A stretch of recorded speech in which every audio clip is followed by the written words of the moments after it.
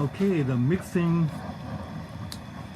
cooking of the masa now continues with the actual firing on the turkey fryer and the use of that long-handled spoon.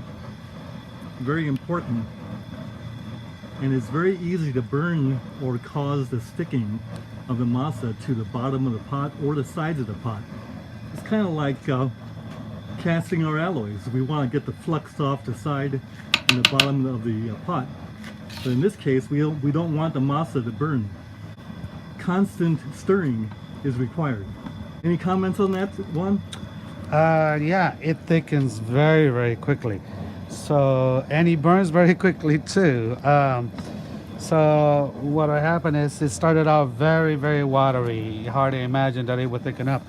And now, within a matter of 5 seconds, it'll thicken to a degree that becomes almost impossible to stir.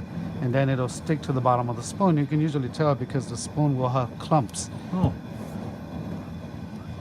And you can feel it at the bottom. The key is not to let it get to that point. Added some oil there, right? I did. Now, what was that?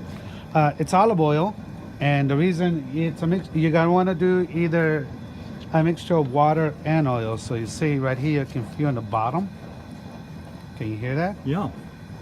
You can see it right there. It's sticking to the bottom. So you have to be very careful, and you have to, you can't concentrate on one area only, because if you do, or when you do, which it's inevitable almost that you will, that's when you start running into trouble that something's gonna stick. May I say that sure smells good. It does. And I see now how you stay so fit. Yeah, hard if I work. did this every day, let me tell you, man, it would be nothing but skin and bones. And a you would muscle also fiber. be very fit. Absolutely. Absolutely. This is better than going to the gym. Yes, it is. Yes, it is. And it's also nice that we're on a cool, kind of like a spring overcast day doing this. Oh, yeah, very much so. I mean, even with that, with all this steam coming up, it's fairly warm, but having that makes it that much more difficult. So what we're gonna do with this is we don't alternate between boiling water, and the reason why you want to use boiling water is because if you use cold water, it's just going to lengthen the process. You know, my daughter is into crew racing, right? And and so she's worked out with oars a lot, and she would appreciate quite a bit what you're doing here. Oh yeah, that's basically what you're doing. You're oaring. You know, you're using the oar like a row. You know.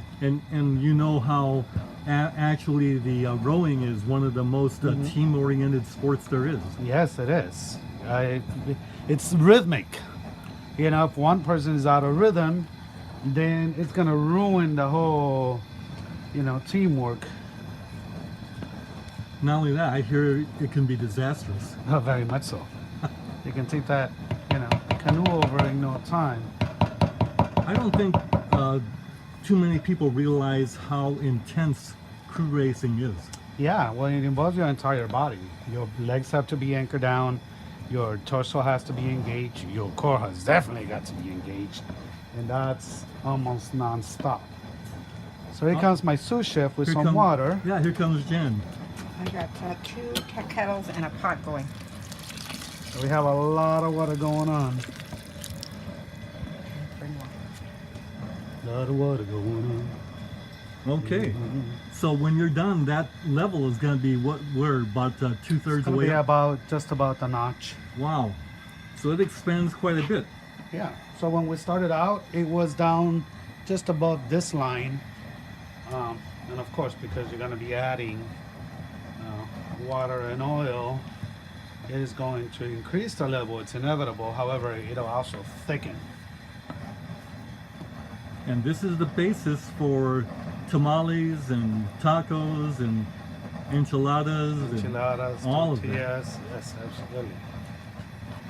Yeah, I'm sorry to say I didn't realize it was so much work. Oh, yeah.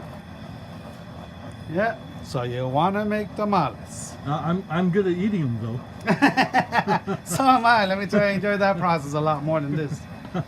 This process, it's got its perks.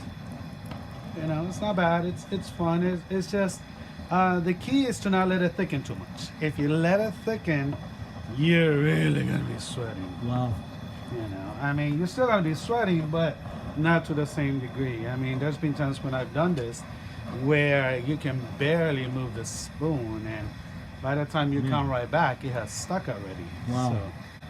So, Can you now with the final masa? Can you put that in the freezer and this kind of thing to you can use it later? What happens with anything that you freeze? It does lose flavor and texture, so it becomes kind of crumbly. Fresh You is know, the best. I fresh see. is the best because Yeah. what happens is it takes the texture of like blue cheese where it's crumbles. Yeah. It'll still be good. It just won't be as So flavorful. you see the volume now has climbed right up almost to the little bolts there. But if the stirring isn't done, the masa clumps up and it becomes very thick and hard to stir. And that's a problem. Plus, if it's not watched, burning will occur at the bottom and ruin the taste of the whole pot. And that's very disagreeable to have happen. We're not going to let that happen. So what happens is that when it cools, it creates a film on top, and it's almost like a lid. And because it creates that, everything underneath keeps a lot of heat. So what we're gonna do is we're gonna transfer it into smaller pots, because what happens is if you start working with this, first of all, it's way too liquidy. Second of all, it's way too hot. So what we're gonna do is divide it into different pots and let it cool off. And we're using a smaller ladle because it actually, as you do this, you create a little air in between and it helps it cool off. So you're aerating it a little. But we are going to transfer it into smaller size pots and mixing bowls and, you know, different things to make this happen. The beautiful thing about this is normally we use corn oil. In this case, we use the olive oil. As we do this, the smell of olives, the wafting of it, I mean, it's just absolutely beautiful. I agree. Yeah. You want to be downwind of this.